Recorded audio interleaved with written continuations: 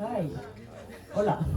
On va commencer cet atelier sur la mobilisation contre le génocide à Gaza, en Palestine. L'idée de cet atelier, parce qu'il y en a eu beaucoup d'autres dans ces quelques jours de rencontres d'été révolutionnaires, l'idée de cet atelier-là, c'est de discuter de l'intervention des camarades internationaux qui sont autour de moi. Donc, Karl de Speak Out Now, Ada de Izar en Espagne et Aziza pour le groupe RSO en Allemagne. Juste quelques mots d'introduction sur la situation en France et la manière dont ça s'est posé, notre intervention sur la Palestine. Tout le monde ici la connaît, donc je vais vraiment la traiter très rapidement pour laisser le temps aux camarades qui ont beaucoup de choses à nous raconter. D'autant qu'il y a aussi d'autres camarades internationaux dans la salle, dont notre camarade algérien ou d'autres, l'Australie, voilà, qui pourront évidemment aussi participer à la discussion et nous faire des retours sur l'intervention en Palestine cette année. Mais donc, d'abord sur l'actualité, juste un mot, tout le monde suit évidemment, donc je ne vais pas être longue, mais en l'occurrence, on a ces derniers jours des frappes qui ont eu lieu, des frappes du Hezbollah en Israël, en riposte à l'assassinat de deux chefs, enfin un des chefs du Hamas et le bras droit du leader du Hezbollah le 30 et 31 juillet. Ces frappes ont été partiellement empêchées par des frappes préventives israéliennes sur le sud Liban, mais on voit bien que la situation est toujours extrêmement explosive et que donc elle va continuer évidemment à marquer l'actualité à la rentrée là, et donc notre intervention à nous. D'ailleurs, Netanyahou s'est quand même fendu d'un mot en expliquant que c'était pas la fin de l'histoire ces frappes là et que ils n'avaient pas dit leur dernier mot et que ça allait continuer, etc. Donc voilà. En France, en deux mots donc, je pense qu'on pourrait expliquer qu'on a été confronté à trois problèmes schématiquement. Le premier, c'était de contrer, et c'est sans doute quelque chose qu'on va retrouver évidemment à l'international, donc ça permet d'avoir quelques éléments de comparaison. Le premier problème, c'est qu'on a été confronté à une politique de diffamation du gouvernement, évidemment. Et diffamation, pourquoi ? En fait, pour justifier un niveau de répression qui était quand même sans précédent. Alors c'est toujours difficile de dire sans précédent, surtout quand on parle de répression, mais là, tout un tas de choses qui nous ont quand même, y compris nous, militants révolutionnaires, surpris en termes d'interdiction de manifs d'abord, mais aussi de réunions, ce qui était quand même quelque chose auquel on était moins habitués, de réunions, y compris du NPA révolutionnaire, et de répression des jeunes dans les universités qui sont mobilisés. Alors juste un mot sur ces éléments-là. Les manifs ont quand même été interdites d'emblée, y compris par une circulaire ministérielle qui incitait les préfets, donc les autorités départementales en France, à interdire systématiquement ces manifs au prétexte d'apologie du terrorisme des organisations qui les organisaient, etc. Ça a quand même été sanctionné immédiatement par le Conseil d'État, qui est la plus haute juridiction administrative en France, en disant bah non, en fait, le ministre de l'Intérieur ne peut pas interdire comme ça toutes les manifs sur le territoire sur une question donnée. Néanmoins, elles ont été interdites très largement. Le NPA révolutionnaire, avec d'autres, mais on a quand même mené un rôle déterminant dans le fait d'obtenir les premières autorisations de manif, c'est-à-dire d'aller contester en justice ces interdictions de manifestation. La première qui a été autorisée, c'était donc celle du 19 octobre, et qui a été autorisée pourquoi ? Parce qu'on a mené cette toute petite bataille sur le terrain juridique, mais surtout parce que pendant cette bataille juridique, il y avait 2000 personnes et 2000 militants du NPA révolutionnaire, mais aussi d'Europalestine, d'autres organisations qui étaient d'accord avec nous sur cette bataille, présents à République, en train d'exercer une pression face à la police, etc., et qui, au moment de l'autorisation, ont pu exercer un certain rapport de force dans les faits. Donc évidemment, pas la seule bataille juridique, mais la bataille militante et ce choix de faire exister, de tenter de faire exister ces manifestations. Et j'en arrive au deuxième problème qu'on a eu, qui est lié, c'est-à-dire on a un problème de visibilité de cette mobilisation pour plein de raisons, parce que à cause de cette campagne de diffamation et du fait que tout soutien à la Palestine était assimilé à de l'antisémitisme, etc. Mais donc la conséquence de ça, c'était un manque de visibilité et d'écho national à cette mobilisation. Et c'était ça aussi le choix des manifestations, qu'on a quand même, pareil, fait le choix de tenir tous les samedis pendant 1 an en réalité, avec la construction de cortèges du NPA révolutionnaire en lien avec d'autres organisations et y compris toute une politique pour les camarades d'entreprise et les jeunes de construire ces cortèges et de faire exister ces manifestations. C'est pas le choix d'ailleurs qu'a fait toutes les organisations d'extrême gauche, y compris Lutte ouvrière par exemple, qui a été évidemment à des manifestations sur la Palestine, mais qui n'a pas fait le choix de construire ce cadre-là tout au fil de l'année, ce qui je pense, voilà, je pense qu'on a eu raison de le faire, et que notamment parce que le problème de cette mobilisation c'était que la colère elle ne manque pas du tout, elle n'a pas besoin des révolutionnaires pour exister et pour s'exprimer, mais par contre il y avait besoin d'aider à construire un cadre qui puisse la rendre visible, cette colère-là, la rendre politiquement visible sur la scène médiatique. Et on sait tous à quel point les campus américains, par exemple, ont quand même permis de faire changer l'ambiance grâce à justement l'écho médiatique et politique que ça a eu. Donc voilà, c'est un peu la démonstration qu'on a essayé de mener en France. Et d'ailleurs, à partir du moment où, notamment les campus américains, mais où au niveau international, on a eu un peu un changement d'ambiance de ce point de vue-là, on a tous constaté que c'était beaucoup plus facile de faire la démonstration auprès des collègues des milieux, un peu des quartiers, des collectifs dans lesquels on était implantés, que oui, ça servait à quelque chose de manifester, de construire une mobilisation visible sur la Palestine, quoi. Donc c'était un peu, là aussi, une démonstration politique du rôle, en fait, de la mobilisation et du fait que les opprimés de par le monde prennent un peu leurs affaires en main, se fassent entendre. Y compris sur l'école nationale, juste dernière chose, ça a permis aussi, ces manifestations, ces cadres d'organisation, d'enfoncer un peu un coin dans ce qu'on essaye d'expliquer sur notre perspective internationaliste, de fraternisation entre les différentes classes ouvrières de par le monde.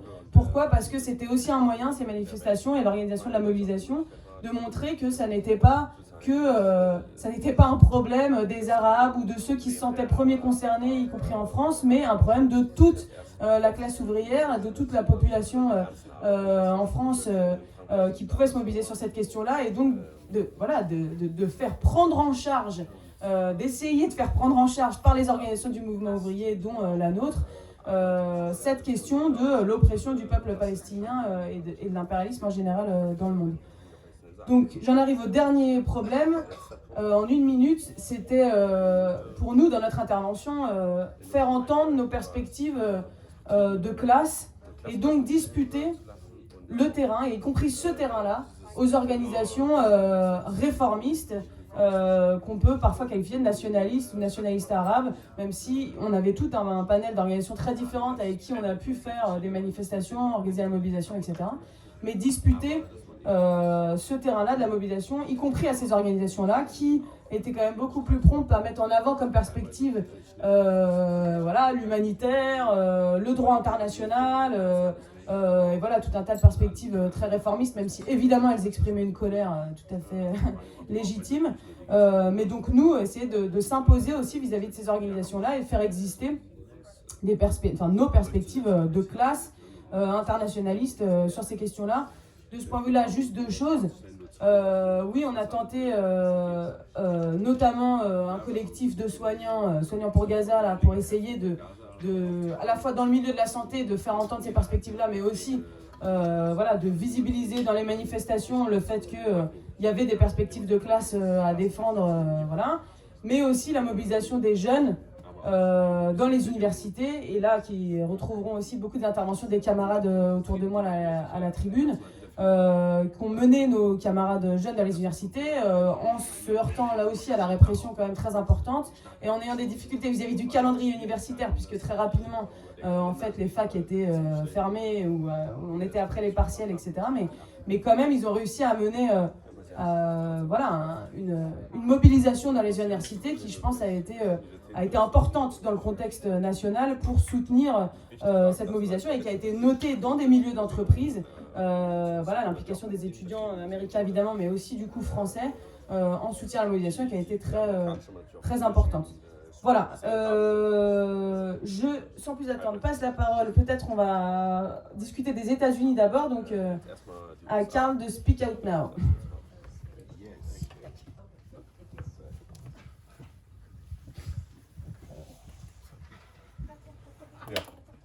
Waiting for the translator here.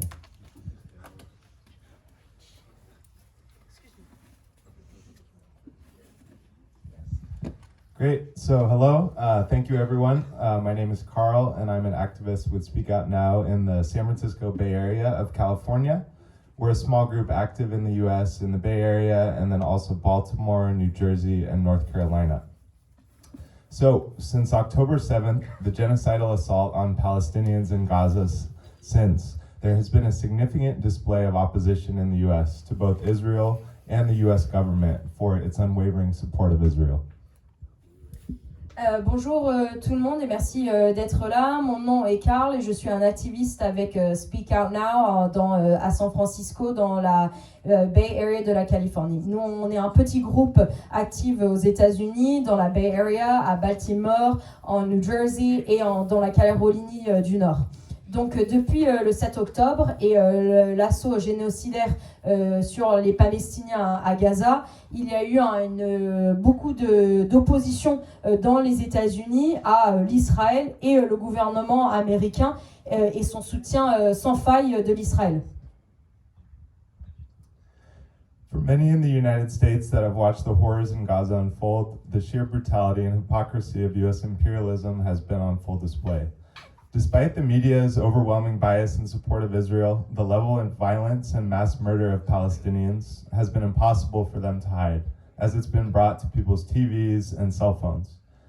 Polls in the US in 2024 consistently show that more than half of the population favor a permanent ceasefire.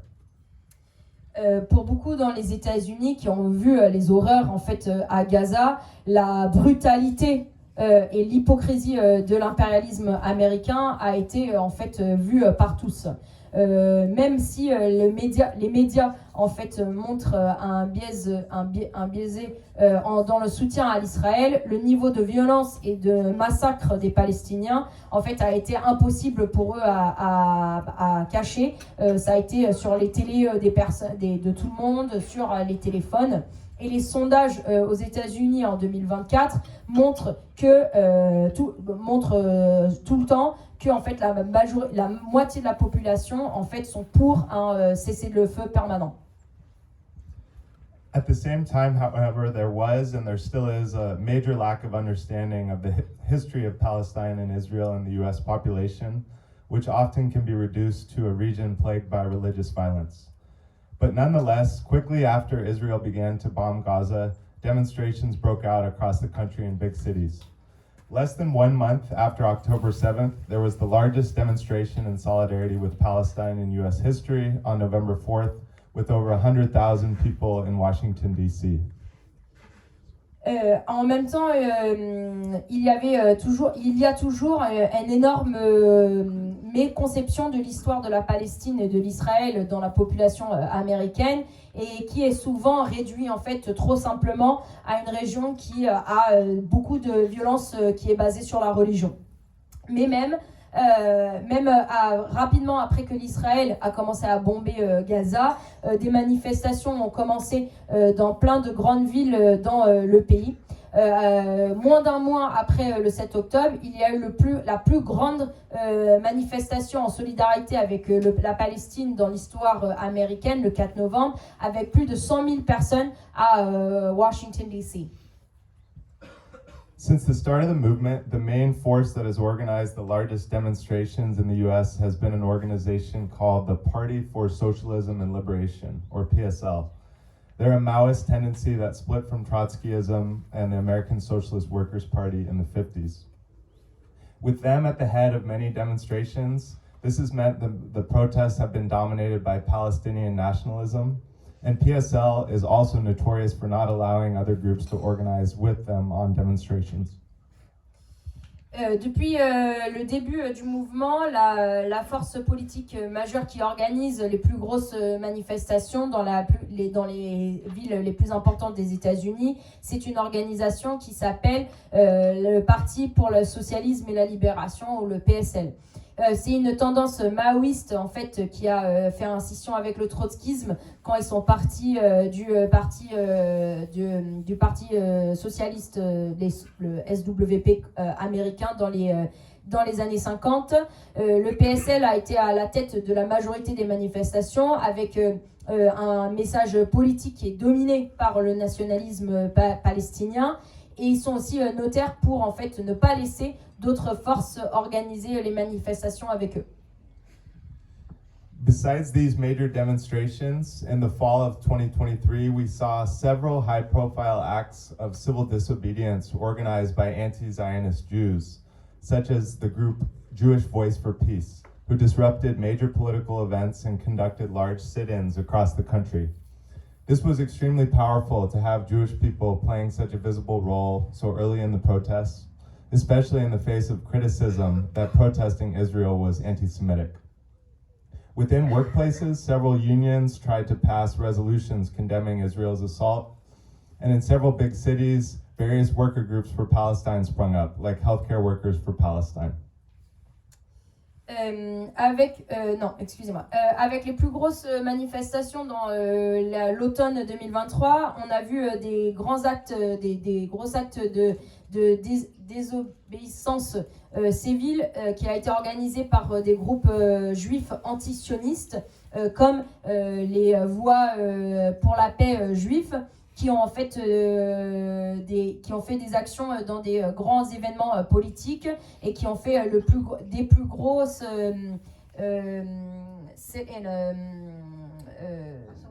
rassemblements où tu t'assis quoi dans voilà les sit-ins, voilà encore plus facile. Donc c'était très puissant en fait d'avoir des personnes juives qui ont pris un rôle si visible si tôt en fait dans les manifestations, en plus face aux critiques des politiciens et du média qui disaient que l'Israël que faire une manifestation contre l'Israël en fait c'était antisémitique. Dans les lieux de travail, quelques syndicats, gros syndicats dans des villes ont passé ou ont tenté de passer des résolutions qui condamnaient l'assaut d'Israël et qui appelaient pour un cessez-le-feu immédiat. Dans plusieurs grosses villes, des groupes de travailleurs pour la Palestine ont été créés, par exemple comme les travailleurs de la santé pour la Palestine, qui est notre base militante dans le secteur de la santé, qui ont participé dans la Bay Area. And in most cases, these Worker for Palestine groupings were initiated by left activists, but many workers participated as they corresponded to a desire among workers to express their outrage, especially among healthcare workers who really saw themselves and their counterparts in the healthcare workers being massacred in Gaza.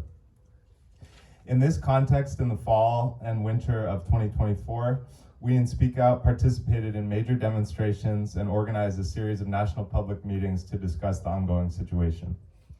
Dans beaucoup de cas, les travailleurs en fait qui faisaient partie de ces groupes pour la Palestine, en soutien à la Palestine, en fait, ont été initiés par des activistes de la gauche.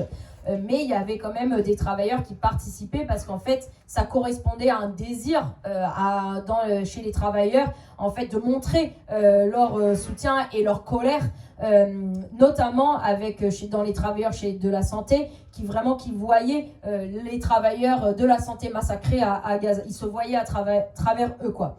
Dans le contexte de l'automne 2023 et l'hiver 2024, notre parti a participé dans les plus grosses manifestations et on a organisé une série de publics et de meetings, de réunions publiques nationalement pour discuter de la situation à Gaza.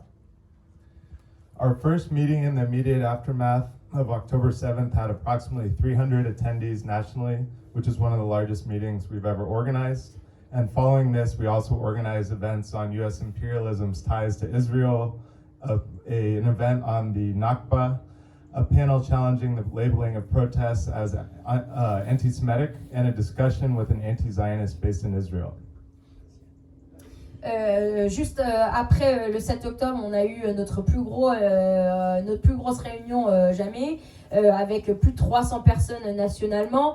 C'est comme je disais, un des plus gros meetings qu'on a jamais organisé. Juste après, on a organisé des événements sur l'impérialisme américain et ses liens avec l'Israël. Un activiste palestinien est venu discuter de son expérience du Nakba et un panel en fait qui remettait en cause ce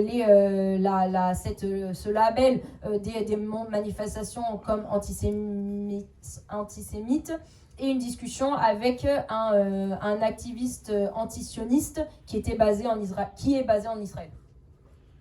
Besides these larger national meetings, we also organize dozens of smaller meetings and discussions in the cities and on the campuses where we're active. During this time, we also made a point of developing materials for workers, such as our new pamphlet on Palestine, explaining the history of the conflict. And we felt this intervention was very important to address the lack of knowledge of the history in our population. Donc même avec pas que ces plus gros meetings nationaux, on a organisé des dizaines de plus petits réunions et discussions dans les villes et sur les facs où on est présent.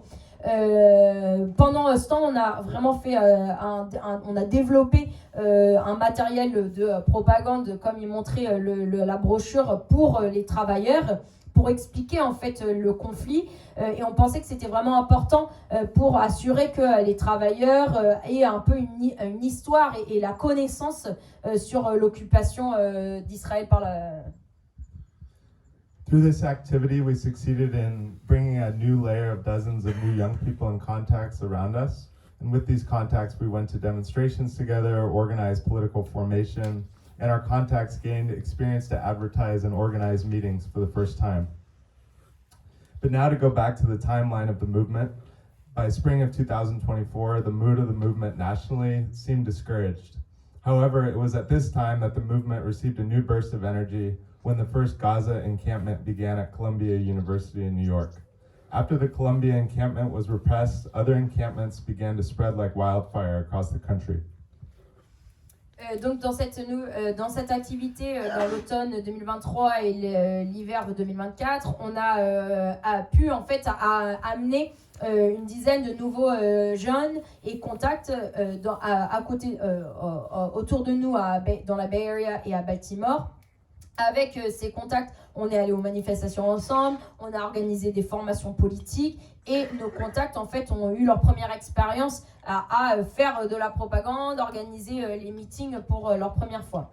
Bon, pour revenir sur en fait la chronologie du mouvement qui a été développé au printemps 2024, l'ambiance du mouvement en fait était un peu en reflux et semblait être découragée. Mais c'est à ce moment-là qu'en fait il y a eu une nouvelle énergie quand le premier camp par des étudiants pour Gaza qui a commencé à l'université de Columbia à New York en avril. Après que ce camp a été réprimé par la police, en fait, d'autres camps ont commencé voilà, il y a eu un peu comme un feu, quoi. Ça c'est parti comme un feu sur partout d'universités dans le pays. In total, there were demonstrations and encampments at nearly 140 universities across 45 states in the U.S., and these encampments would, of course, find an echo internationally, such as places here in France. Similar to the major protests, the encampments were often dominated politically by Palestinian nationalist student groups. And with the development of the encampment movement, we were able to have an intervention primarily on 2 campuses in Baltimore, as we have several militants there who are students or former students. Donc, il y avait un total de camps ou de manifestations sur plus de 140 facs à travers 45 des 50 États des États-Unis et à Washington DC, qui n'est pas un État. Ces camps, en fait, ont eu un écho internationalement, comme ici en France. Pareil que les plus grosses manifestations, les camps aux États-Unis ont été dominés politiquement par les nationalistes palestiniens. Avec les développements de ce mouvement des camps, on a eu une intervention sur deux facs à côté de Baltimore, parce qu'on a déjà on a des étudiants ou des anciens étudiants là-bas. Overall, at a certain point, most encampments across the country, including the ones in our region, struggled to grow and involve more people in the communities where universities were located, as well as to coordinate their activities regionally or nationally. They often focused their demands on university administrations to divest from Israel, which made their perspective and their prospects somewhat limited. On top of this, students across the country face various forms of repression and intimidation from the universities in the state, which made it difficult to sustain the encampments. For example, our militants in Baltimore face potential discipline or suspension from universities for participating. Donc à un point, la majorité des camps dans le pays, en fait, et même ceux dans notre région, en fait, ont eu du mal à grossir et inclure plus de personnes et dans les communautés où les universités ou les facs sont. Et ça a été difficile à coordonner, en fait, même les activités régionalement et même nationalement. Ils étaient très concentrés sur les revendications politiques pour les administrations des facs, en fait, d'enlever l'argent et les liens financiers avec l'Israël, qui en fait faisaient que la perspective était parfois un peu limitée. Par-dessus ça, bien sûr, les étudiants partout dans le pays en fait, ont eu une répression, une intimidation des facs et de l'État qui a fait que les camps ont été durs à garder plus de quelques semaines. Par exemple, nos militants à Baltimore en fait,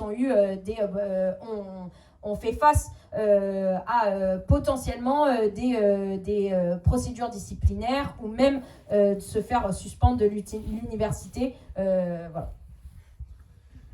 And in many places, the encampments were also attacked and broken up violently by police. On some campuses, such as the University of California, Los Angeles, encampments were violently attacked by far-right fascist mobs. While this happened, the police looked on and did nothing, allowed the fascists to escape, and then came in and arrested students. In the end, the semester ending, threats by the police and far-right, and threats from the universities led to most of the encampments ending either forcefully or voluntarily by May 2024. Donc beaucoup des camps ont été attaqués par la police, comme sur des campus comme l'université de Californie et Los Angeles. Les camps en fait ont été attaqués brutalement par des fascistes. Pendant que ça arrivait, la police regardait et ne faisait rien. On laissait les fascistes s'échapper et en fait sont arrivés pour arrêter les étudiants. Avec la fin du semestre, avec les menaces de la police et de l'extrême droite et en fait la menace des universités, la majorité des camps ont fini soit par force ou soit volontairement en mai 2024.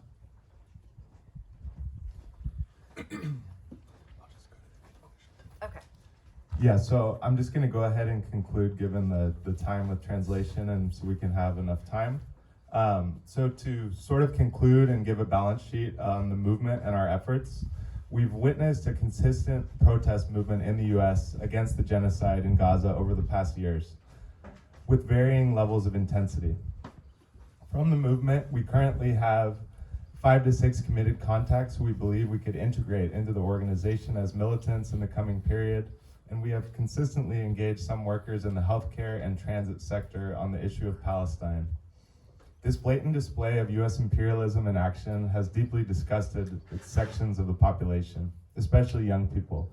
And through our intervention, like I said, we've brought in a new layer of young people whom we hope to convince to build a revolutionary project, both in the US and internationally. And thank you for the time. Look forward to the discussion.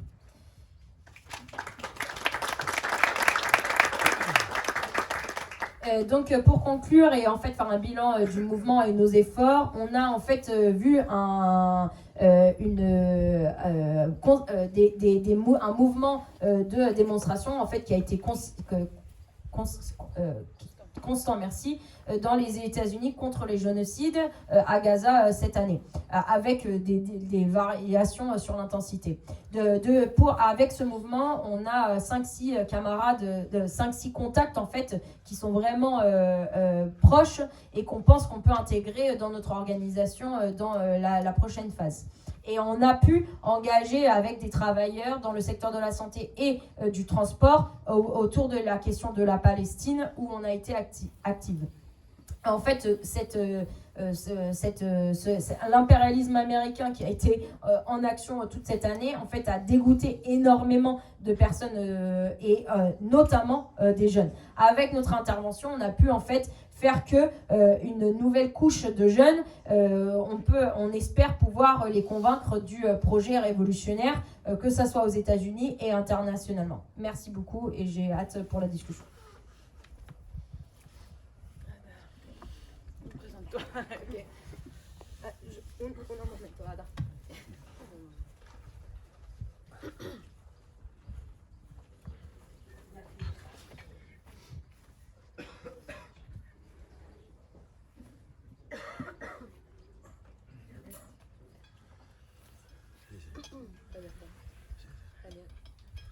Bueno, yo soy Ada, estudiante y militante de Izar en Granada. Y lo que yo quiero en mi intervención es un poco tratar de explicar cuál ha sido nuestra participación dentro del movimiento estudiantil en solidaridad con el pueblo palestino, que ya incluye al compañero. Y para eso también voy a empezar repasando un poco cuál es la política que ha llevado a cabo el gobierno de Soy Suma en el Estado español. Bonjour, je suis Ada, étudiante et militante de ISAR, Izquierda Capitalista Revolucionaria à Grenade, dans l'État espagnol. Et dans mon intervention, je vais essayer d'expliquer un petit peu la politique qu'on a menée dans le mouvement étudiant en solidarité avec la Palestine et aussi quelle a été la politique du gouvernement PSOE Sumar, donc du gouvernement réformiste de gauche dans l'État espagnol. Quiero empezar diciendo que el Estado español es... Este no funciona, ¿verdad? No.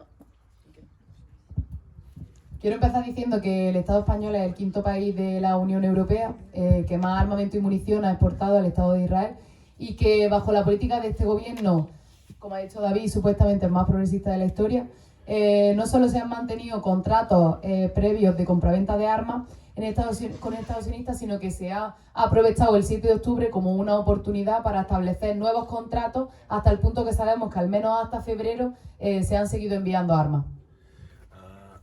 Elle commence par dire que du coup l'État espagnol c'est le 5e pays dans l'Union européenne qui vend le plus d'armes et de munitions à l'État d'Israël et qu'avec ce gouvernement supposément le plus progressiste de l'histoire de l'État espagnol, c'est comme ça que se présente lui-même le gouvernement de Pedro Sánchez, non seulement ils ont maintenu les contrats de vente qu'ils avaient avant, mais ils ont trouvé ça comme une nouvelle opportunité pour en signer de nouveaux, voilà, et établir, jusqu'en février, ils ont continué à envoyer des armes, ça à minima, ils en sont sûrs. Por lo tanto, un gobierno que tiene las manos manchadas de sangre y que es cómplice de un genocidio que, aunque dura ya más de 75 años, desde el 7 de octubre ha sumado otras 40.000 palestinas muertas. Donc un gouvernement qui a les mains ensanglantées, qui est complice d'un génocide depuis le 7 octobre avec 40 000 Palestiniens assassinés. Bon, même si tout ça, la colonisation et le supplice du peuple palestinien, ça dure depuis 75 ans. Voilà, c'est ce gouvernement auquel ils font face. Un gobierno que tampoco ha impuesto sanciones ni ha roto las relaciones que tenía con el Estado genocida de Israel y cuya política se ha limitado al tímido reconocimiento del Estado palestino. Y cito a Pedro Sánchez en la declaración que hizo el 28 de mayo en ese reconocimiento, un reconocimiento como la única manera de avanzar hacia una solución que todos reconocemos como la única posible, la de un Estado de Palestina que conviva junto al Estado de Israel en paz y en seguridad, y que no se daba este paso de reconocimiento del Estado palestino contra nadie, menos aún en contra de Israel, un pueblo amigo al que respetamos y apreciamos y con el que queremos mantener la mejor relación posible. Fin de cita. Alors, donc évidemment, c'est un gouvernement qui n'a pas imposé de sanctions à l'État israélien, non plus qui n'a pas rompu les relations avec cet État génocidaire, et dont la politique s'est limitée, vous savez, à la reconnaissance dont on a parlé en France, mais très timide de l'État palestinien. Donc elle cite Pedro Sánchez, le Premier ministre, dans une déclaration du 28 mai, l'unique manière d'avancer vers une solution que nous reconnaissons tous comme être la seule possible, c'est celle d'un État palestinien qui vive à côté de l'État d'Israël en paix et en sécurité. Et en plus, ce timide pas, il ne le donne pas contre rien. Après, évidemment, il rajoute, mais soyons clairs, nous ne sommes pas opposés à Israël, tout au contraire, un peuple ami que nous respectons et nous apprécions et avec lequel nous voulons maintenir les meilleures relations possibles. Un gobierno que también ha reprimido, ¿no? Y dentro de lo que ha sido el movimiento de los estudiantes en la acampada, vimos como un día después de las elecciones europeas se quitó la máscara que había llevado en campaña, desalojando violentamente la acampada de Sevilla y mandando incluso a algunas compañeras al hospital y haciendo lo propio también con la acampada de Santiago de Compostela al día siguiente. Et en gros, il a utilisé la question palestinienne comme un argument de campagne, mais le lendemain, mais vraiment le lendemain, le jour après la fin de la campagne des élections européennes, ils ont viré avec la police les campements de la fac de Séville en envoyant plusieurs camarades à l'hôpital. Et le jour encore après, le surlendemain, ils ont fait exactement la même chose sur le camp de l'université de Saint-Jacques-de-Compostelle. Por lo tanto, la política de nuestro gobierno, discursos huecos en defensa de los derechos humanos, mantener la equidistancia entre las dos partes, reprimir las luchas en solidaridad y sobre todo asegurar sus negocios con el criminal gobierno de Israel. Donc on peut résumer la politique du gouvernement de l'État espagnol, des discours vides sur la défense des droits humains, maintenir une équidistance entre les deux parties, réprimer les luttes en solidarité avec le peuple palestinien et surtout maintenir le commerce, y compris d'armes, avec l'état criminel du gouvernement israélien. Y frente a esta política, afortunadamente, hemos estado todo un movimiento que a lo largo del Estado hemos plantado cara y en el que las compañeras hemos participado desde el primer día tomando nuestras responsabilidades. Pocos días después de los bombardeos del 7 de octubre, las compañeras de Izar, en el sindicato estudiantil en el que intervenimos en Granada, tomamos la iniciativa de sacar a las estudiantes en los cambios de clase a los pasillos y hall de las facultades para poder hacer concentraciones en solidaridad con el pueblo palestino y contra la ocupación sionista. Et donc, par rapport à cette politique de notre gouvernement, dès les premiers bombardements qui ont eu lieu après le 7 octobre, les camarades ont pris leurs responsabilités. Donc, par exemple, qu'est-ce qu'ils ont fait dans l'université à Séville, ils ont fait en sorte qu'au moment des changements de cours, à Grenade, ouais, excusez-moi, au moment des changements de cours, prendre les étudiants dans les couloirs, dans le hall et de faire des débuts de manifs de concentration au sein de la fac en solidarité avec la Palestine et contre l'occupation sioniste. De esas concentraciones constituimos un pequeño núcleo que luego organizó una primera huelga estudiantil en la ciudad y esta huelga culminó en una asamblea de unas 500 jóvenes.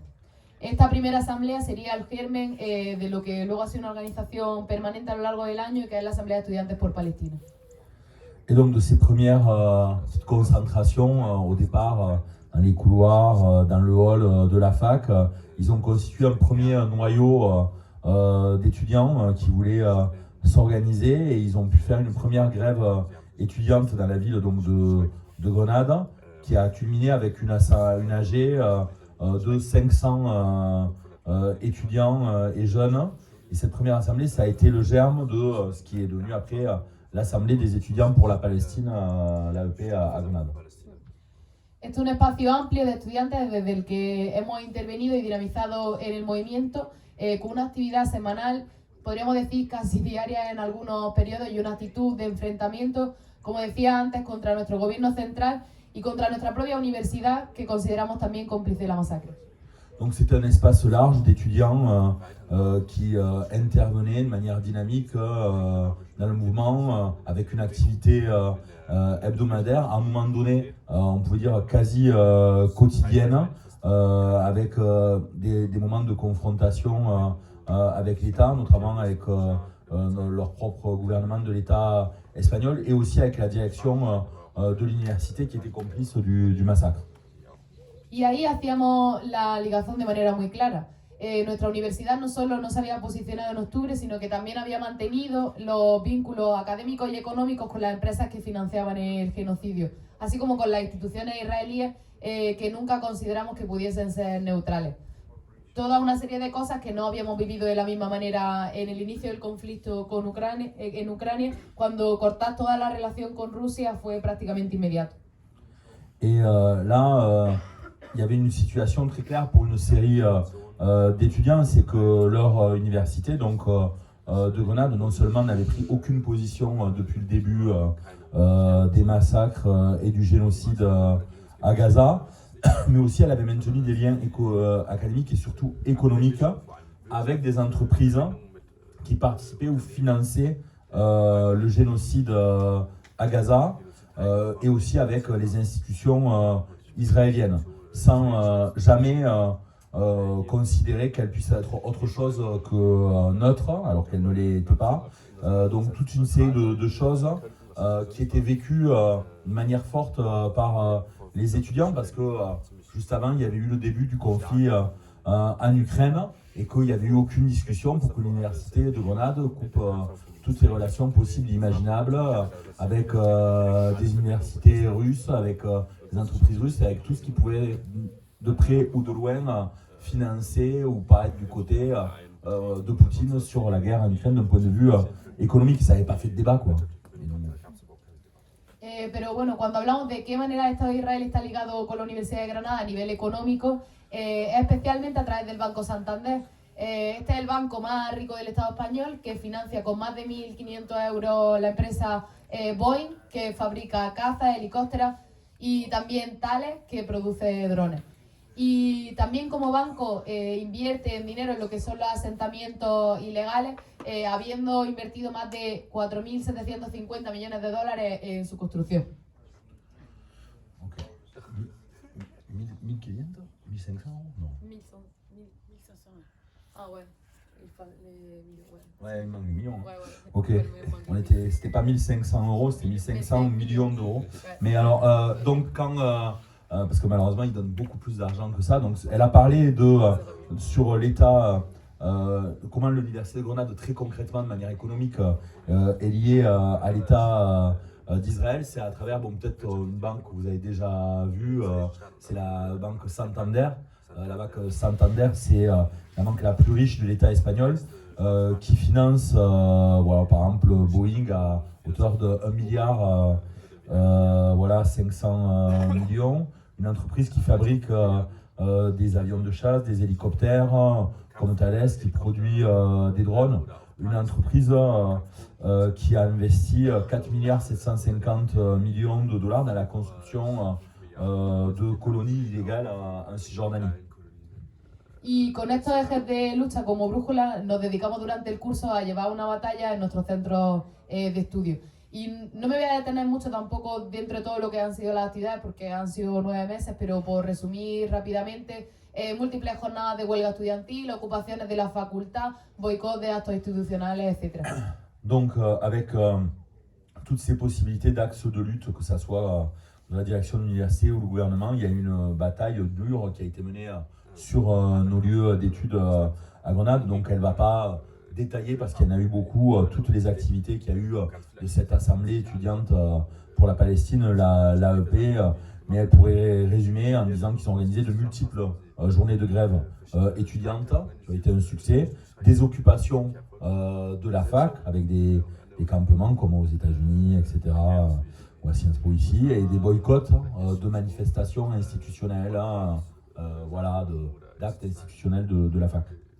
Y salto a finales de abril, cuando tomamos la decisión de impulsar un espacio unitario para discutir sobre la posibilidad de acamparnos en la universidad en vistas de las acampadas que se estaban desarrollando a nivel mundial en Estados Unidos, que ya ha comentado el compañero, y también en otras partes de Europa, como por ejemplo en Valencia, que fue la primera en Estado español. Et pour le calendrier, comme le disait le camarade des États-Unis, ben voilà, donc nous... vers la fin du mois d'avril, on a pu prendre la décision de pousser un espace unitaire pour discuter la possibilité ben voilà, de faire un campement sur notre université, sur le modèle de ce qui pouvait se passer aux États-Unis et dans d'autres parties de l'Europe, parfois comme à Valence, qui fut le premier cas dans l'État espagnol de campement dans une université à Valence. Voilà. Y a esa primera asamblea acuden unas 100 personas que están dispuestas a tomar la facultad y después de 11 días de permanencia en una acampada que crece hasta unas 100 tiendas de campaña, conseguimos ser la primera universidad del Estado español que gana sus reivindicaciones, el corte de las relaciones académicas. Et donc cette assemblée qui a mis à l'ordre du jour ce début de campement, au départ c'était 100 étudiants qui participaient, qui plantaient leur tente dans la fac, et après un combat de 11 jours en permanence avec un campement permanent sur la fac qui a augmenté jusqu'à 100 tentes présentes sur la fac. La campagne intense de ces 11 jours leur a permis d'être la première université de l'État espagnol où le mouvement de solidarité avec la Palestine a gagné sur ses revendications, c'est-à-dire de couper les relations économiques et académiques avec l'État d'Israël. Siendo esta bueno, esto al final no lo hubiésemos conseguido sin la legitimidad que ganamos en los espacios locales y también la repercusión que tuvimos en medios provinciales, nacionales e incluso internacionales. Y así a modo anecdótico llegamos incluso a salir en Al Jazeera, que es bastante importante, a al menos unos 5 segundos.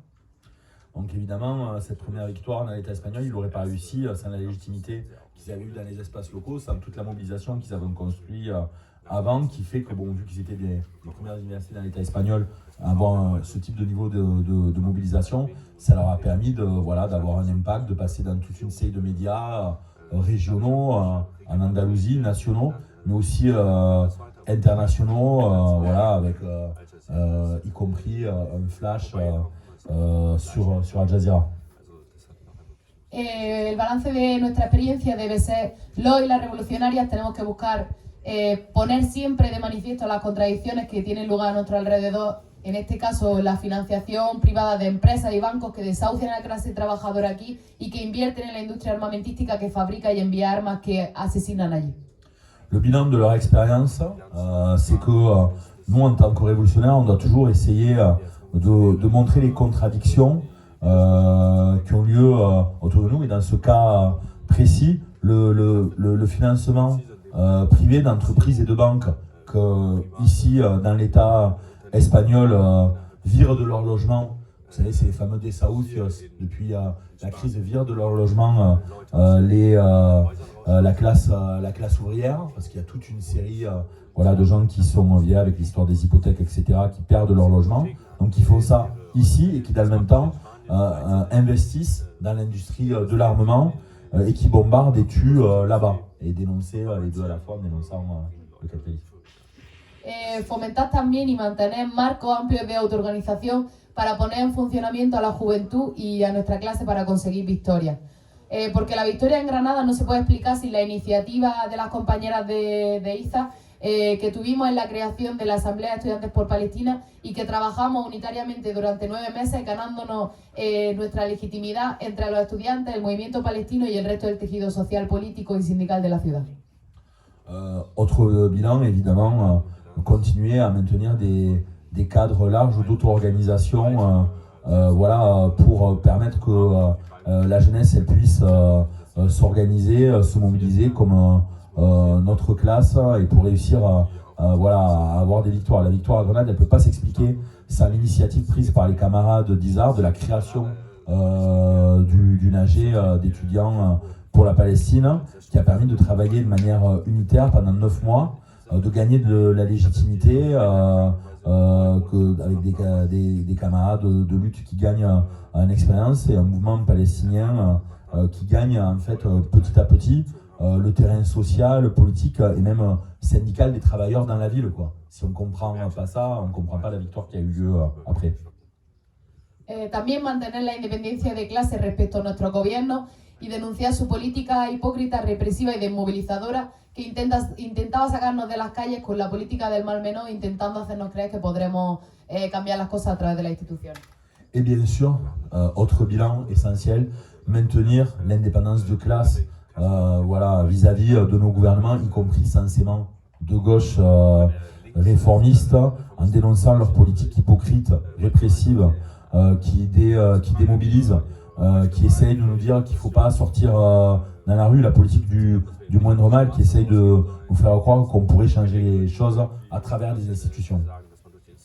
Y si bien el movimiento estudiantil internacional ha sido una chispa en la lucha por la liberación del pueblo palestino, como explicaba antes el compañero, y además el Estado español ha conseguido sacar a la juventud estudiantil de un ciclo de reflujo sin años de grandes movilizaciones, nosotras las revolucionarias no nos conformamos. Sabemos que el corte de las relaciones académicas en la universidad es una pequeña victoria. Y como comunistas revolucionarios pensamos que no hay que parar hasta que Palestina sea libre y sabemos que para conseguirlo necesitaremos una movilización general de estudiantes y trabajadoras contra nuestros propios estados, el imperialismo y sus lógicas capitalistas. Évidemment, le mouvement étudiant international a été un petit peu, comme on l'a décrit là, une sorte d'étincelle dans la lutte pour la libération du peuple palestinien. Et il a réussi à sortir une jeunesse étudiante, par exemple dans l'État espagnol, d'un cycle de reflux sans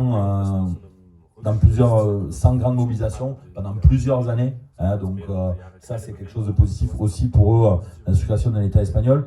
Donc ça c'est évidemment positif, mais en tant que révolutionnaire, pour Izar, ils ne se contentent pas de ça parce qu'ils savent très bien que par exemple couper les relations académiques avec l'université israélienne, c'est une toute petite victoire et que comme communiste révolutionnaire, il ne faut pas arrêter si on veut avoir vraiment une libération de la Palestine, de la colonisation. Il faut continuer et essayer d'obtenir une mobilisation générale d'étudiants, de travailleurs contre nos propres États, contre l'impérialisme et ses logiques capitalistes, y compris à l'échelle internationale. Y para eso es necesario que las direcciones de las organizaciones sindicales en el Estado español tomen su responsabilidad el 27 de septiembre, día que nosotras convocaremos junto con CGT Huelga General, ya que durante este tiempo ni las direcciones de los sindicatos mayoritarios ni la mayoría de los sindicatos alternativos la ha tomado. Alors, donc c'est pour ça que ils ont déjà une initiative et ils pensent que c'est nécessaire que les directions des organisations syndicales prennent leurs responsabilités le 25 septembre, le jour où ils ont décidé ensemble avec la CGT. Alors la CGT, c'est pas du tout la CGT en France, la CGT dans l'État espagnol, c'est une organisation anarcho-syndicaliste, c'est l'équivalent de la CNT Vignol chez nous. Ils ont convoqué une journée de grève interprofessionnelle de solidarité voilà, avec la Palestine et donc que durant cette journée, ça soit un moment de mobilisation des travailleurs. Et pour le moment, ni les directions des syndicats, des petits syndicats alternatifs, ni les directions des syndicats majoritaires ont décidé dessus. À un moment donné, il faudrait prendre ses responsabilités. Otras enseñanzas que pensamos que son fundamentales son la ligazón de la juventud con el movimiento obrero, ya que siempre hemos tratado de impulsar y participar con compañeras trabajadoras de la universidad u otros sectores y con compañeras organizadas políticamente en otros espacios como puede ser el BDS. D'autres enseignements que nous pensons fondamentaux, c'est pour mobiliser, c'est dans la jeunesse, essayer toujours de se lier au mouvement ouvrier avec lequel on a essayé d'impulser, de participer avec des camarades, par exemple travailleurs et travailleuses de l'université, mais aussi des travailleurs d'autres secteurs, des camarades aussi qui travaillent, qui pouvaient participer à la campagne BDS, mais de ne pas rester cantonné à la fac et d'avoir des liens avec la classe ouvrière, y compris dans des mobilisations de ce type. Además siempre hemos buscado seguir extendiendo y no quedarnos aislados, ¿no? Como había comentado antes el compañero, a pesar de lo que querían otras corrientes cuya política ha sido oportunista y de autoconstrucción. Ya sea construyendo en la misma acampada con trabajo diario en las facultades o a nivel estatal impulsando una coordinación con el resto de acampadas. Et en plus, comme autre leçon, ils ont toujours essayé de chercher l'extension et de ne pas rester isolés, un petit peu comme le disait le camarade des États-Unis à l'instant, alors que d'autres courants ont une politique opportuniste d'autoconstruction qui les a amenés à dire ça sert à rien d'étendre le mouvement. Eux, ils ont toujours essayé de mener la même campagne avec un travail quotidien dans les facultés où ils existaient, mais aussi de chercher au niveau national, au niveau de l'État espagnol, à impulser une coordination avec le reste des autres campements qui pouvaient exister sur les universités. Y bueno, para concluir, quiero volver a incidir sobre lo que ya he comentado antes, vinculando la causa palestina con otras expresiones de la crisis capitalista. Es que en un momento como este de agudización de la lucha de clases, cada punto de fisura de este sistema que está íntegramente vinculado al resto de injusticias y problemas que lo atraviesan, debemos estudiar esas relaciones y nuestro objetivo final debe ser superar este mismo sistema que engendra todo ese tipo de miseria. Alors, pour conclure, elle veut revenir voilà, à insister sur le lien entre la cause palestinienne et les autres expressions de la crise capitaliste en cours. Dans un moment où la lutte des classes s'aiguise, chaque point de fissure de ce système, on doit le lier au reste des injustices et des problèmes que nous traversons. Et bon, en plus de ces liens, l'objectif final pour nous, ça doit être de dépasser et de renverser ce système qui engendre toutes ces misères. Y en base a esto debemos trabajar por converger todas esas luchas en una misma forma organizativa para empujar como una sola clase. Y una oportunidad que se nos abre para hacerlo es ahora con los trabajadores que toman su responsabilidad en la huelga del 27. Y como comunistas revolucionarios debemos apostar por la única herramienta que hará posible evolucionar esta lucha y acabar con el capitalismo, que es el Partido Internacional de la Clase Trabajadora. Gracias. Et donc par rapport à ça, nous devons travailler à faire converger les luttes dans une même forme organisationnelle pour voilà, agir comme une seule classe consciente, et c'est une opportunité qui s'ouvre de le faire aujourd'hui avec par exemple eux dans l'État espagnol, les travailleurs et les travailleuses qui prennent leurs responsabilités dans la grève du 27 septembre en solidarité avec la Palestine. Et comme communistes révolutionnaires, on doit continuer voilà, à défendre le seul cadre qui pourra permettre de faire évoluer la lutte pour en finir avec le capitalisme, c'est-à-dire construire le parti international de la classe ouvrière que nous appelons tous et toutes de nos voeux avec vous. Voilà.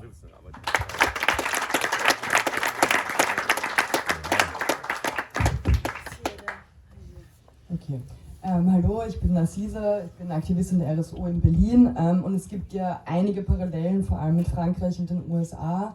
Deswegen werde ich auf ein paar Dinge nicht eingehen und dafür ein bisschen mehr auch über die speziellen Probleme auch in Deutschland erzählen. Donc moi, pas moi, mais c'est Aziza, militante du RSO à Berlin. Donc comme il y a quand même pas mal de parallèles avec la situation dans d'autres pays, je vais essayer de me concentrer sur certains aspects un peu spécifiques en Allemagne.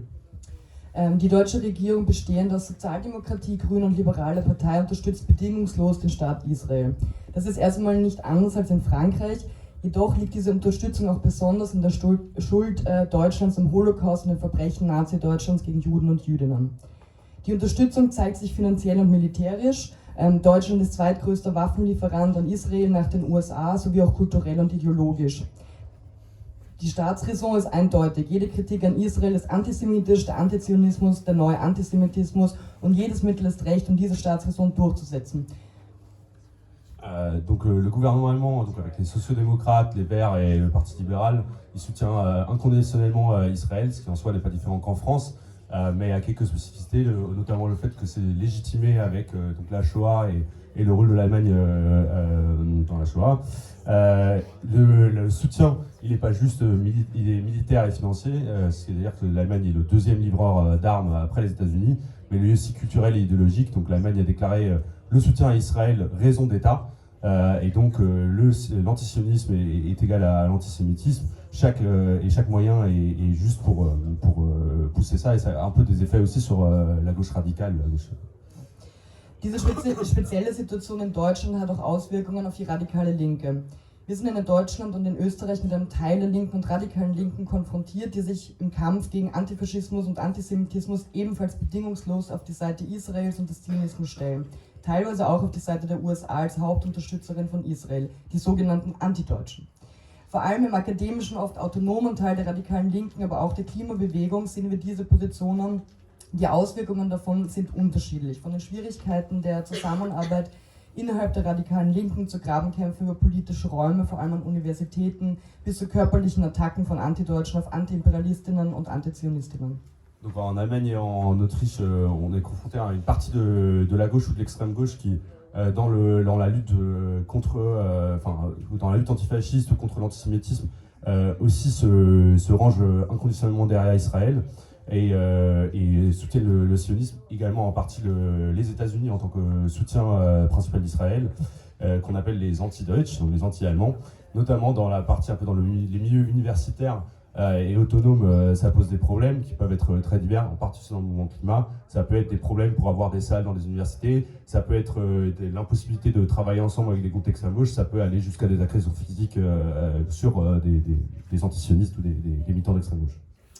Beispielsweise wurden wir dieses Jahr am 1. Mai in Wien von Antideutschen körperlich angegriffen. Auch in Berlin wurde der internationalistische, klassenkämpferische Block auf der Deutschen Gewerkschaftsbund-Demo von DGB-Ordnerinnen angegriffen. Das wiederum liegt an der ebenso bedingungslosen Unterstützung der zionistischen Politik durch die Gewerkschaften.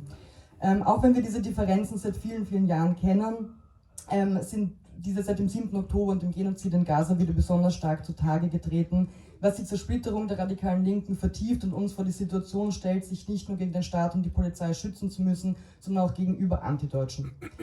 Auch bei den Demonstrationen und Aktionen gegen die AfD wurden Palästina-Blöcke und Aktivistinnen verbal und physisch attackiert und von Demos ausgeschlossen. Diese antideutsche Haltung hat also eine breitere Auswirkung auf die deutsche Gesellschaft. Donc par exemple à Vienne cette année au 1er mai on a été physiquement, le RSO a été physiquement attaqué par des anti-Deutsch. À Berlin c'est le bloc lutte de classe internationaliste dans la manifestation syndicale du 1er mai a été attaqué par le service d'ordre du DGB qui est la confédération syndicale allemande. Ce qui là est le résultat également de la politique, du soutien inconditionnel de la politique sioniste par les syndicats. On connaît ces différences depuis des années, mais depuis le 7 octobre et le génocide à Gaza, elles reviennent très très fortement au jour, ce qui évidemment renforce l'émiettement de l'extrême gauche, mais ça nous met aussi dans la situation qu'on ne doit pas juste se protéger contre l'État et ses flics, mais aussi contre des militants d'extrême gauche, dits d'extrême gauche. Et c'est pas juste dans les manifs palestiniennes, également les grandes manifs qu'il y a eu contre l'AfD et l'extrême droite, des cortèges palestiniens où des militants ont été attaqués physiquement ou verbalement ou exclus de manifestations. Donc c'est pas juste un truc limité à des petits groupuscules d'extrême gauche, c'est quelque chose qui a une influence également sur le climat politique. Jetzt zur Palästina-Bewegung, vor allem in Berlin, weil wir da irgendwie die meisten Einblicke haben, vielleicht weil es auch trotzdem irgendwie am interessantesten ist.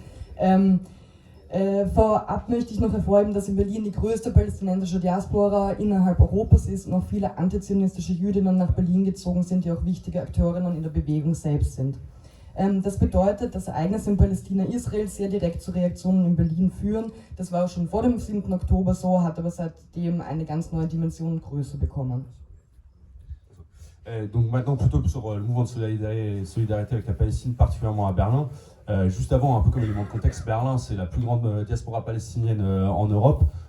Et au-delà de ça, il y a beaucoup de juifs antisionistes qui ont émigré vers Berlin et qui ont été des acteurs assez importants dans ce mouvement, ce qui veut dire que ce qui s'est passé en Palestine a eu des réactions très directes à Berlin, déjà avant le 7 octobre logiquement, mais avec une nouvelle dimension depuis.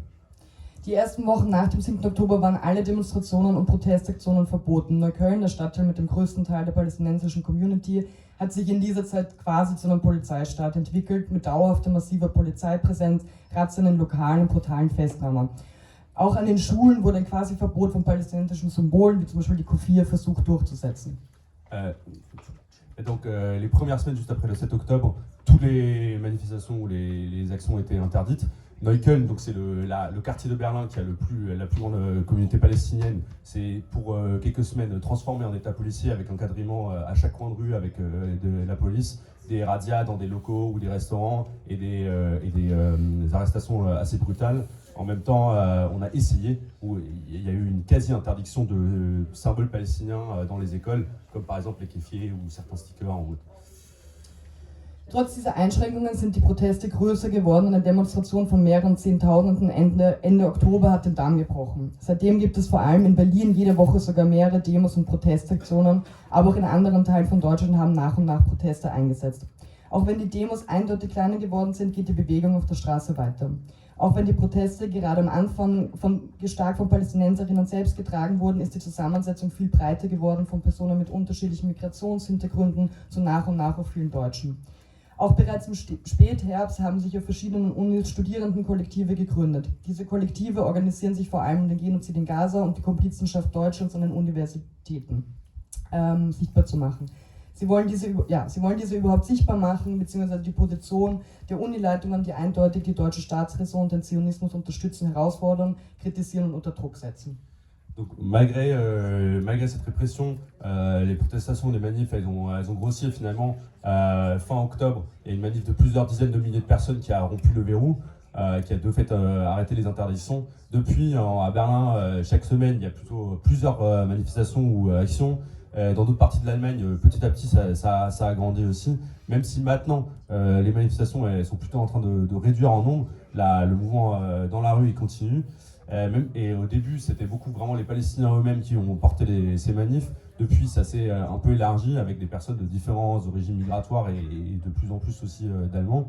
Et donc depuis la fin de l'automne, il y a des premiers collectifs dans les universités qui se sont fondés, qui s'organisent autour du génocide, autour de la complicité allemande, et pour la rendre visible, mais aussi pour faire pression et discuter des liens, comme on l'a déjà entendu, des universités avec l'État allemand et le Sionisme.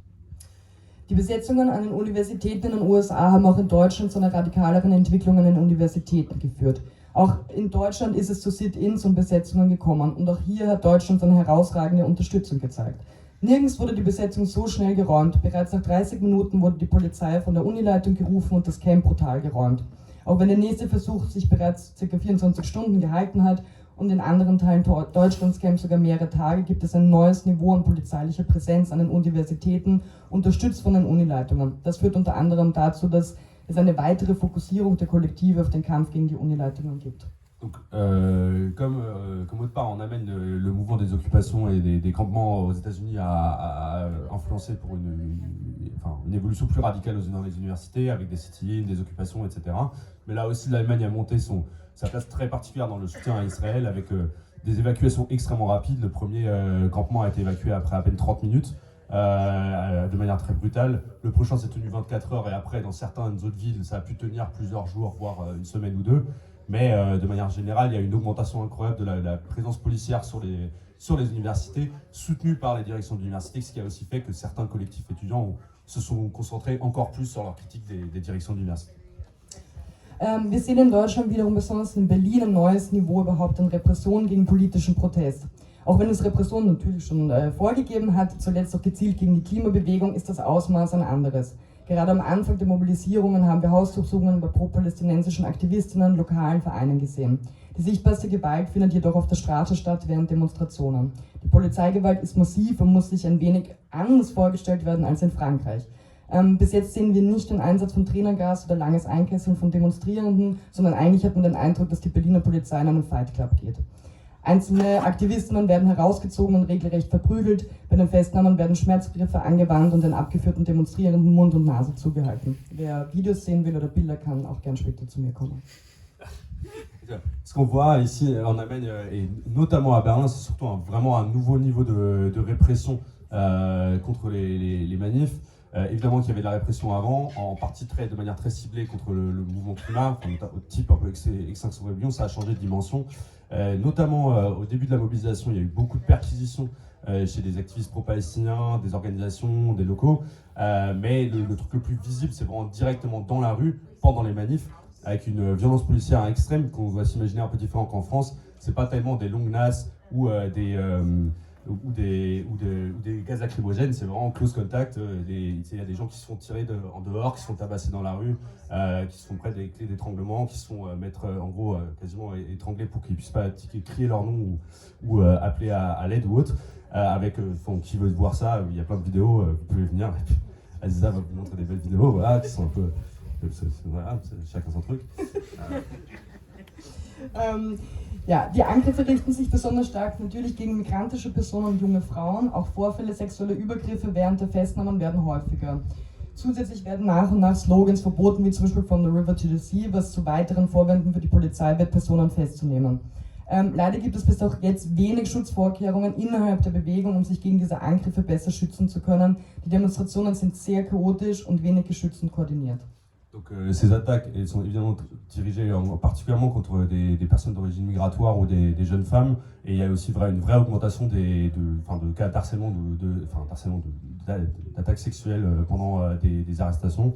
Et en plus, ce qu'il y a, c'est que spécifiquement, on interdit des slogans comme From the River to the Sea, ce qui donne aussi un prétexte supplémentaire pour cibler des personnes et les sortir des manifs. Et ce qu'il faut dire aussi, c'est que les manifestations sont quand même relativement chaotiques et peu organisées, et que donc c'est difficile de se prémunir de cette répression. Begleitet wird das Ganze von einer unglaublichen Hetze und Diffamierung in den deutschen Medien. Kaum ein Artikel kommt ohne den Begriff Judenhasser aus oder jeder Protest in Solidarität mit Palästina, jede Aktion als antisemitisch und terrorverherrlichend diffamiert. Ein besonders eindrückliches Beispiel war ein mehrseitiger Artikel der Bild, einer der größten Zeitungen in Deutschland, der einen Brief von Uni-Beschäftigten gegen die brutale Räumung der Universitäten, ohne sich besonders in Bezug auf Palästina zu positionieren, als Judenhasser auf Berliner Unis betitelt, mit einer Liste von Namen und Fotos der UnterzeichnerInnen. Donc c'est accompagné vraiment d'une énorme campagne de diffamation dans les médias allemands. Il n'y a quasiment aucun article qui n'utilise pas le mot détesteur de juifs. Oui, mais les personnes qui sont haineux des juifs, je ne sais pas. Et chaque manifestation est calomniée en tant qu'antisémite. Pour prendre un exemple un peu marquant, c'est que y a des universitaires qui ont fait une lettre ouverte, une pétition en protestation contre l'évacuation brutale des campements, sans forcément se positionner sur la Palestine par ailleurs. Et l'un des principaux tabloïds a fait un article de 3 pages où il parlait donc de la haine des juifs dans les universités berlinoises, avec les noms entiers et les photos des personnes qui avaient signé cette pétition. Was wir auch sehen, wie der Druck von unterschiedlichen zionistischen Akteurinnen, Vereinen, Zusammenschlüssen, Medienpersonen, Personen aus dem kulturellen Bereich, natürlich auch aus staatlichen Institutionen zu Kündigungen, gesellschaftlicher Diffamierung, Kündigung von Räumlichkeiten oder Streichen von staatlichen Förderungen führen. Zum Beispiel haben wir Ende Juni einen politischen Kongress in Düsseldorf in einem linken Zentrum geplant. Aufgrund von Druck durch zionistische Vereine wurden uns die Räumlichkeiten kurzfristig gekündigt, auch aus Angst, die staatliche Förderung wegen des Vorwurfs des Antisemitismus zu verlieren. Dieser Druck und diese Repression wird auch genauso mit voller Härte gegen antizionistische Jüdinnen ausgeübt und mit dem gleichen Vorwurf des Antisemitismus. Beispielsweise wurde das Konto einer der wichtigsten antizionistischen jüdischen Gruppen gesperrt, weil sie einen Palästina-Kongress mitorganisiert haben. Einen Aufschrei in der deutschen Gesellschaft, dass Jüdinnen ein Konto von einer deutschen Bank in Deutschland gesperrt wurde, gab es nicht. Ce qu'on voit aussi, c'est que donc la pression de différents acteurs, organisations ou personnels médiatiques sionistes sur, on va dire, les éléments culturels devient très important, ce qui veut dire qu'on perd des locaux ou des subventions. Nous, par exemple, on a organisé un congrès politique à Düsseldorf en juin, et sous pression de sionistes, les locaux où on devait le tenir nous ont été retirés. Même chose sur le fait de l'antisémitisme. Ça aussi, ça se tient aussi vers des juifs antisionistes. Par exemple, il y a une organisation juive antisioniste dont le compte a été bloqué. Il n'y a pas eu personne s'est insurgé sur le fait qu'une banque allemande en Allemagne, sous prétexte de lutte contre l'antisémitisme, bloque le compte d'une organisation juive. Zu den Universitäten habe ich ja schon ein bisschen was gesagt, aber neben der Einschüchterung von Studierenden und Lehrenden wurde in Berlin nun ein neues Ordnungsrecht eingeführt, das härteste seit den 68er Jahren. In diesem Gesetz wird festgelegt, dass Studierende, die unter Verdacht stehen, strafrechtlich relevante Taten begangen zu haben, exmatrikuliert werden können. Das Gesetz ist so schwammig, dass in Wahrheit jeder politische Widerstand darunter fallen könnte. Dieses Gesetz war ein Vorschlag der AfD und wird vor allem migrantische Studierende ohne gesicherten Aufenthaltsstatus und Studierende mit wenig finanziellen Mitteln hart treffen. On a déjà parlé un peu des universités, mais un aspect encore, c'est qu'il y a eu une nouvelle loi d'ordre qui est la plus dure depuis les années 68, qui a été mise en place à Berlin, ce qui veut dire que si des étudiants ou par ailleurs des personnels sont suspectés de quelconque activité qui pourrait être punissable par la loi, elles peuvent être exmatriculées. C'était de manière formulée de manière très vague, donc en gros applicable à toute forme de résistance politique. Et ça a été proposé, cette loi, par l'AfD, donc l'extrême droite, et va probablement cibler beaucoup aussi des étudiants migrants qui n'ont pas de papiers sécurisés ou qui ont peu de moyens financiers. Jetzt würde ich noch ein bisschen zu unserer Arbeit in der Bewegung und zu den Diskussionen, die geführt werden, eingehen. Zum einen haben wir den Kampf von SozialarbeiterInnen gegen die Schließung von queeren und antirassistischen Mädchenzentren tragend mitorganisiert. Auch diese Schließung ist die Kündigung von SozialarbeiterInnen aufgrund des Drucks durch eine antideutsche Gruppe, Sozialarbeiterinnen gegen Antisemitismus. wegen ihrer Palästina-Solidarität vorangegangen.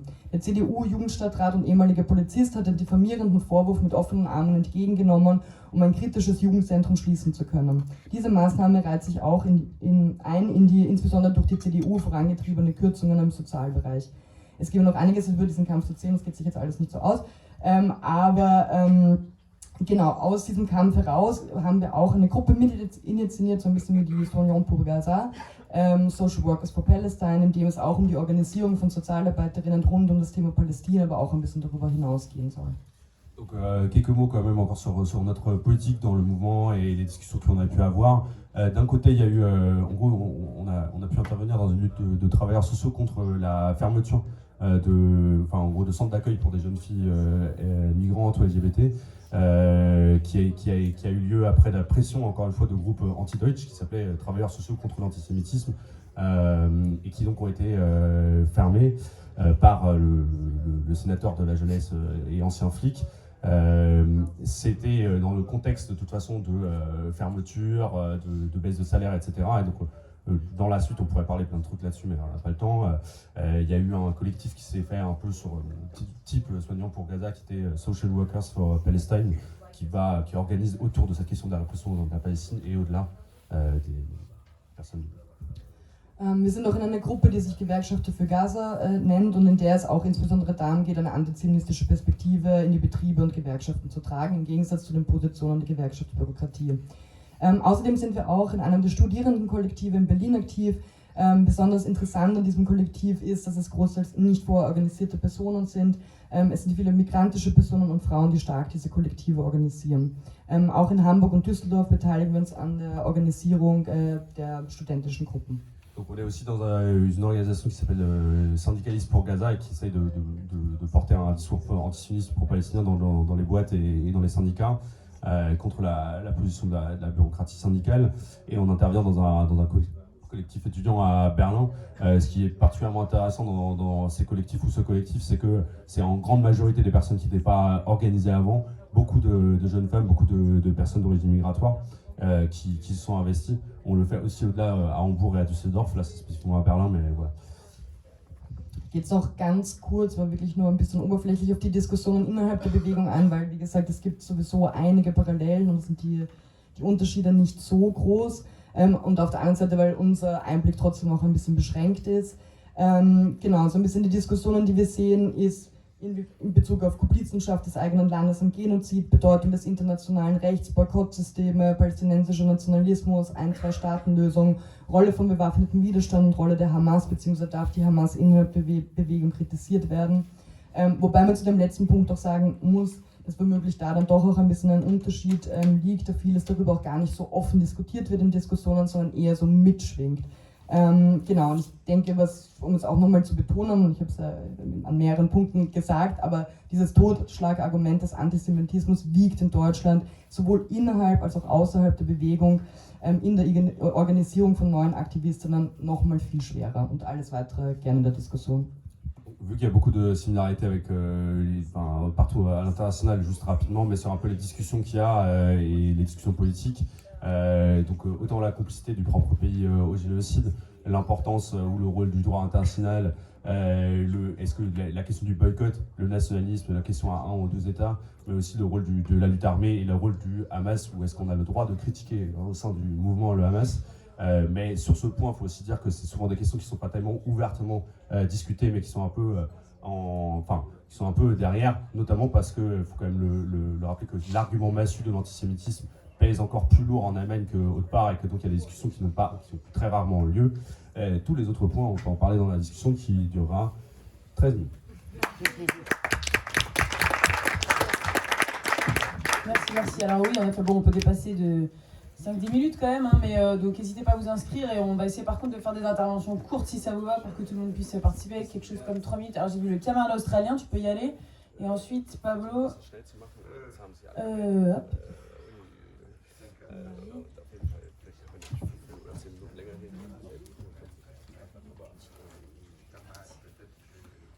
Martine, j'ai vu.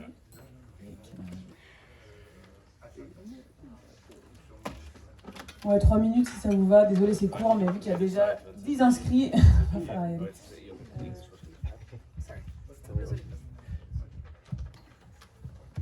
Okay. In Australia, our organisation, Socialist Alternative, has been the leading group in the Palestine Solidarity movement for many years. So when this moment occurred, we were well placed, and we immediately called mass demonstrations in most of the cities. So I was saying our organisation has been the leading force. Donc notre organisation en Australie en fait a été l'organisation qui était la première et qui a vraiment aidé à organiser la solidarité avec la Palestine. We've had a big and sustained movement. The high point has seen 50,000 people protest in Sydney, Melbourne, several thousand in the other main cities, and most of these protests we have chaired, organised, and so on. Donc il y a eu énormément de manifestations qu'on était un peu à la tête pour les organiser. La plus grosse, il y avait plus de 50 000 personnes. Il y a eu des manifestations un peu partout en Australie où on a vraiment organisé ça. The dominant politics of the movement, as others have talked about, is third world nationalism. And in some cities like in Melbourne, those forces and more liberal forces led by a Palestinian millionaire have excluded us from the leadership of the movement there. Donc bien sûr que comme beaucoup d'endroits, en fait, il y a eu énormément comme les mêmes questions, hein, de la nationalisme des pays tiers-monde, merci beaucoup. Et par exemple à Melbourne, on a été en fait vraiment exclus des manifestations et de l'organisation des manifestations parce que elles étaient organisées par exemple par un millionnaire palestinien.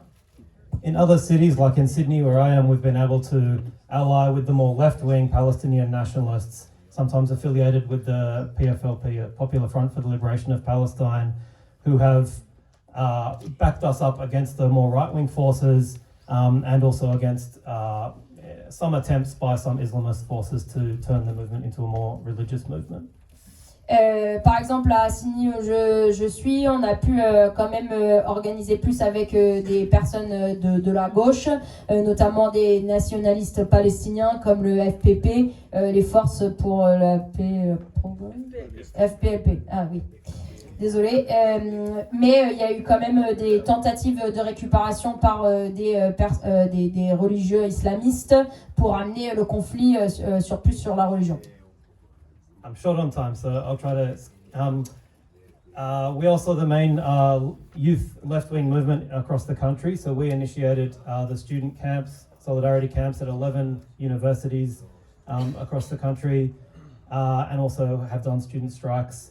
There were also camps at 2 other universities set up by these more right-wing forces, which were very hostile to socialists, dominated by liberal identity politics. So only Palestinians could lead. Donc sur les jeunes de la gauche, il y a eu plus de camps dans 11 facs dans le pays qui a été vraiment initié par nous. Il y a eu des grèves étudiantes. Sur deux des camps, en fait, ça a été vraiment commencé par des forces plutôt de la droite, vraiment plutôt hostiles aux socialistes et vraiment dominées par cette question de l'identité un peu libérale, les politiques identitaires, où seulement les personnes premières concernées, dont les Palestiniens, avaient le droit de parler. The state of our union movement and the union bureaucracy means that the argument that the working class should take decisive action for Palestine remains for us, unfortunately, mostly a propaganda argument, not a realistic strategy that's going to be implemented in the short term. Avec où en sont les syndicats, la bureaucratie syndicale, que la question que la classe ouvrière devrait prendre de l'action directe, pour l'instant en fait c'est vraiment que de la propagande et n'est pas une stratégie immédiate qu'on pourra mettre en place. Anyway, through all of this, and we hold after every mass protest, which is still happening every week, a socialist public meeting to put forward our arguments. And we've been able to, recruit dozens of people across the country and on the campuses out of all this. Et donc après chaque manifestation qui a lieu toutes les semaines, on a toujours une réunion publique sur les socialistes, sur le socialisme, désolé, et nos idées, et qu'on a pu recruter plus de 12 personnes avec cette mobilisation.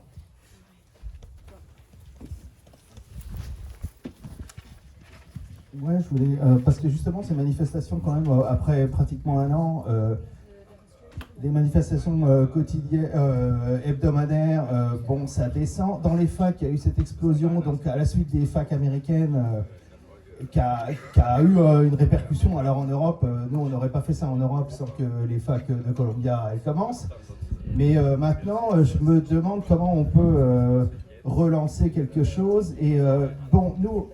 Toi, notre camarade américain a dit qu'en fait, il y avait souvent des nationalistes qui se focalisaient sur le problème de couper les relations avec les facs américaines. Et ça, bon, la copine camarade d'Espagne a dit, bon, il y a eu un succès là-dessus. Bon, nous, à Berlin, on a une pétition en ce moment qui tourne, qui a cette même en fait, revendication de boycott dans la fac des relations avec les facs israéliennes. Ce qui en Allemagne est très difficile parce que oui, comme l'a très bien dit Aziza, on a un gros problème d'antisémitisme qui nous revient tout le temps. Bon, est-ce que ce serait pas, moi je pose la question, est-ce qu'on est prêt quelque part dans les facs de reprendre cette revendication que je trouve qui est pas mal parce que dans une certaine mesure on a un problème de dire en fait c'est l'impérialisme qui soutient Israël. Et en fait, les étudiants, quand ils disent nous, on veut couper les relations avec Israël, dans notre fac, et quelque part, ils prennent le problème comme il est. C'est-à-dire que dans les facs, moi j'ai des étudiants qui disent nous, le prof nous l'a dit, on fait de la recherche en je ne sais quoi, en métaux ou en informatique. Ils disent mais c'est l'armée qui se sert de ça. Et d'ailleurs, on a un partenariat avec Israël. Bon, quelque part, il y a quand même des liens. Et je trouve que bon, cette pétition, nous, on l'a signée comme organisation. Je ne sais pas si ça peut se développer. Le problème serait aussi d'avoir des connexions avec les étudiants israéliens. Parce que là, en fait, moi j'ai aussi des étudiants qui m'ont dit nous, en fait, les étudiants qui vont faire des études en Israël, en fait, ils en reviennent très politisés. En fait, si on coupe ces liens-là, c'est bizarre. Bon, après, oui, je ne fais pas... en fait, cette pétition, elle émane quand même beaucoup d'étudiants palestiniens qui en fait sont évidemment anti-israéliens à la limite de l'antisémitisme, je dirais, pour faire court. Est-ce que je peux m'asseoir? Pour les seniors, évidemment.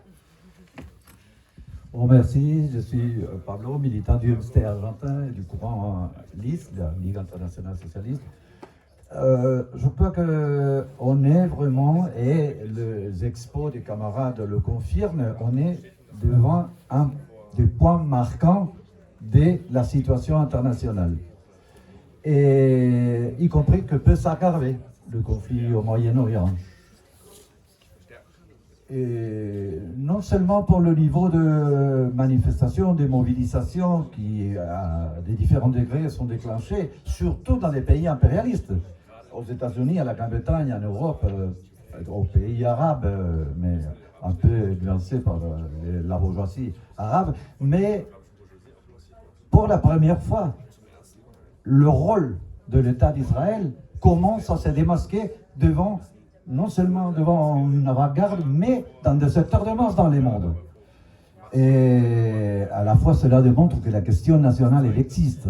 Et les questions nationales, elles existent. Ça, c'est le problème des classes dans le monde. Il y a des questions nationales très, très importantes qui génèrent de mobilisation et de débats politiques.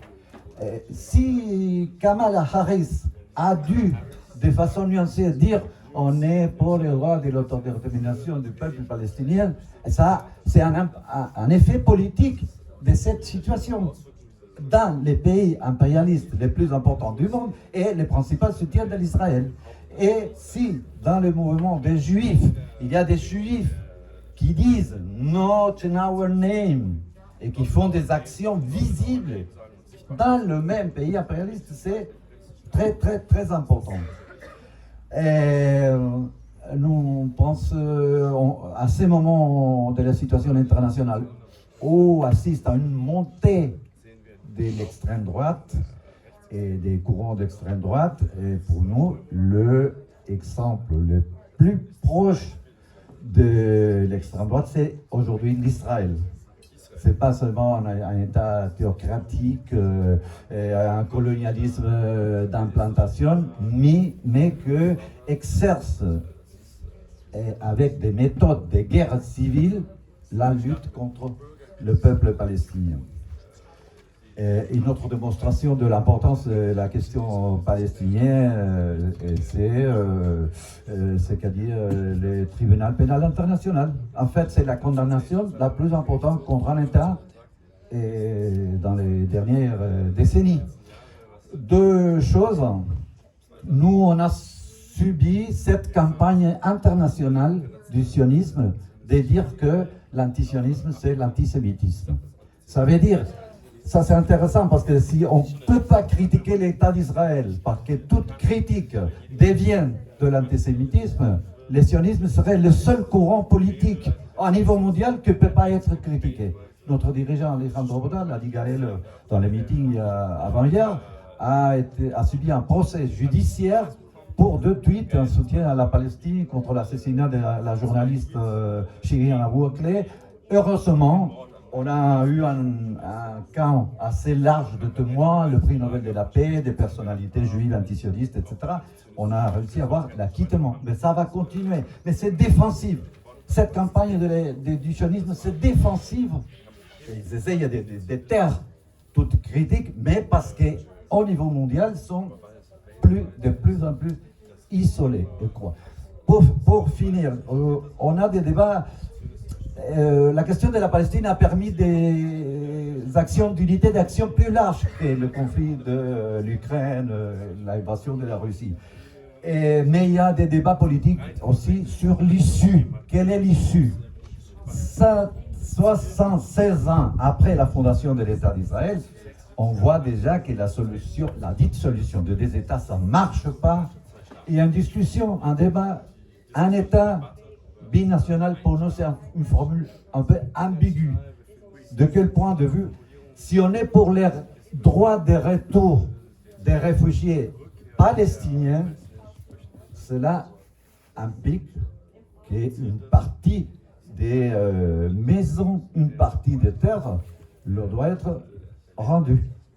Et cela a des contradictions avec un secteur de la population israélienne qui profite en paix de cette situation. Pour nous, l'issue, c'est une Palestine laïque, unique, libre, de la fleuve à la mer et socialiste ou dans un processus de révolution socialiste au Moyen-Orient.